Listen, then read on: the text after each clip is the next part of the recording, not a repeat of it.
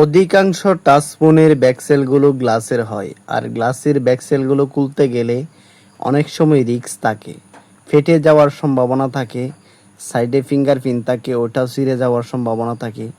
তাই ধীরে স্থিরে এই কাজগুলো করতে হয়। আগে কাটার দিয়ে একটু গাম সরিয়ে নিলে পরবর্তীতে গরিলা গ্লাসের যে স্ক্রিন পেপারটা আছে সেই পেপারটা দিয়ে একটু একটু টান দিলে ক্লিয়ার হয়ে যায়। আর ক্যামেরার আশেপাশে বেশিরভাগ গাম দেওয়ার কারণে সহজে ছুটতে চায় না। অনেক সময় ক্যামেরার কাছে হিট দিলে ক্যামেরার চেহারা নষ্ট হয়ে যায়, যার কারণে আমি ক্যামেরার গ্লাসের কাছে হিট দেওয়ার চেষ্টা করি না।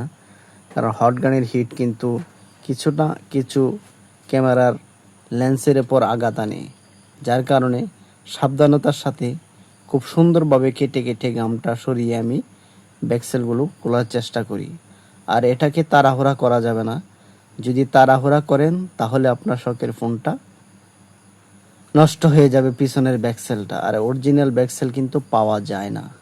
এই কাজটা খুব ধৈর্যের সাথে করতে হয়। আর অবশেষে আমি কিন্তু সাকসেস হয়ে গেলাম। এই যে দেখেন।